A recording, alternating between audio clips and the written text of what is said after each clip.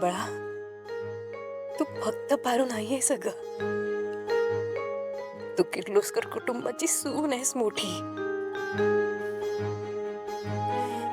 आणि आता जरी अहिल्या मॅडमनी तुमचं नातं स्वीकारलं नसलं ना, तरी मला खात्री आहे अहिल्या मॅडम तुला सून म्हणून नक्की स्वीकारतील. हं?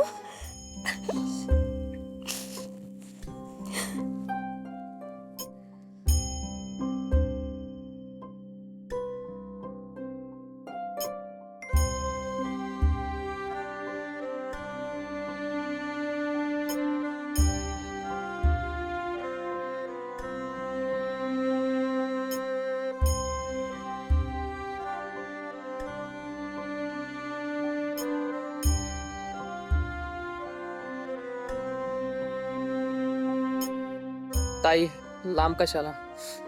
कुठे जाताय? आमच्या घरी चला. प्रत्येक वेळेला तू तुझा शब्द का खरा करतेस? तुझे नियम, तुझं सगळं, तू इतके कठोर कशी असू शकतेस आई?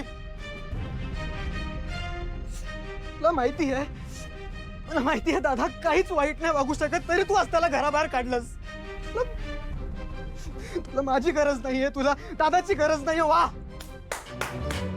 कॉंग्रॅच्युलेशन अहिल्या देवी किर्लोस्कर. आज तुमचे नियम जिंकले, तुमची शिस्त जिंकली, किर्लोस्कर ग्रुप ऑफ कंपनीजची मालकीण जिंकली. पण एक आई हरली, आज हरली.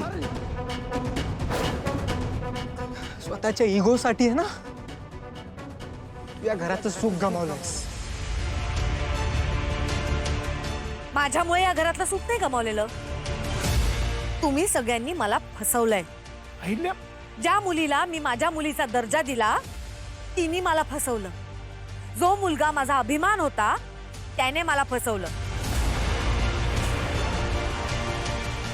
जो नवरा आजपर्यंत माझ्यापासून काही लपवत नव्हता, एवढी मोठी गोष्ट त्यांनी लपवून ठेवली, त्याने मला फसवलंय. आणि माझा इगो जिंकला ना, ठीक आहे, तसं तर तसं. पण यापुढे मला कुणीही त्या मुलीचं नाव या घरात घेतलेलं नकोय. आणि त्यांच्यासोबत जाण्याची परवानगी मी तुम्हाला आधीच दिली आहे.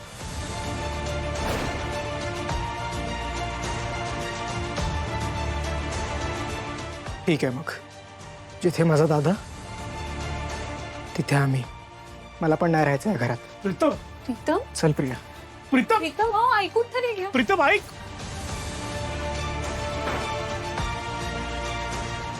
अहिल्या, चुकतेस तू.